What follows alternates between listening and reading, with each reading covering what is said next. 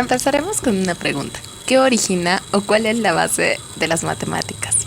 En sí, nadie lo sabe, así como tampoco se sabe la existencia de Dios. Ambas son parecidas, pues pueden existir como a la vez no pueden. Eso se ve en el aporte de Gödel, en el cual dice que toda base tiene otra base, y así sucesivamente. Ejemplo, el origen del universo. Se da por el Big Bang. Este es creado por Dios, el cual se podría decir que es la última base que puede haber para esta explicación, pues no se sabe cuál es el origen de Dios. Esto se puede ver en una fórmula matemática, en las cuales, al ser lógicas, hacen que sean correctas. El libro habla sobre el aporte de Gödel, un lógico, matemático y filósofo que a sus 24 años dio dicho aporte. En su tesis de doctorado en 1931, años antes se dio el desarrollo de la mecánica cuántica en el siglo XX. Este fue respaldado por varios científicos, lo que hace que en los años que Gödel estudiaba se genere la gran intriga de saber cómo nace la base de las matemáticas. Y eso lleva a la respuesta de que la matemática no se puede demostrar, pues su base supuestamente son los números naturales. Gödel tiene dos aportes que prácticamente se explican con lo dicho anteriormente sobre las bases de la matemática. El primero es consistente pero incompleto, y al ser consistente, da la creación al segundo teorema, donde se ve que no se puede demostrar la consistencia del primero, y habla de un puede demostrarse.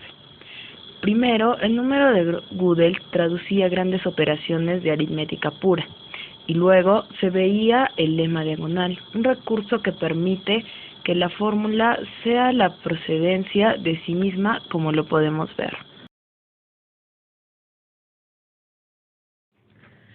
La fórmula cuadrática o general, por ejemplo, si se despeja, tenemos en sí misma la forma de la ecuación cuadrática base.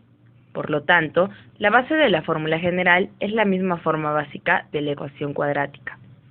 Según Gödel, al ser esta la base consistente, es incompleta, ya que hasta ese punto no se aclara cuál es la base de la forma básica de ecuación cuadrática.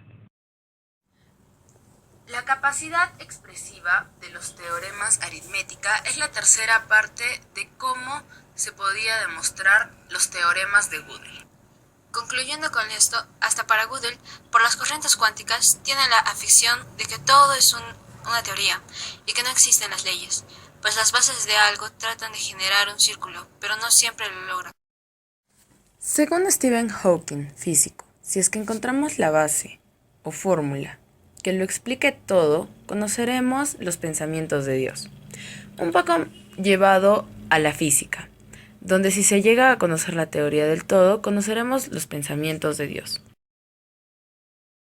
En conclusión, el aporte de Gödel fue dar a conocer la incertidumbre a la matemática, comprobar que puede llegar a ser incompleta cuando no puede responder o explicar sus propias bases.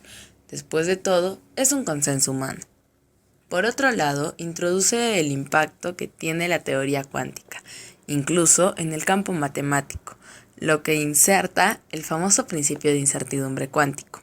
De esta forma, se empieza a hablar de la intervención o presencia de Dios en las matemáticas, ya que según este principio no se puede predecir con el 100% la efectividad de los acontecimientos. Siempre hay una diminuta posibilidad de que alguna regla se rompa. Por este principio, para muchos se da a entender la presencia de Dios en cualquier consenso humano, como lo es la matemática, física, etc.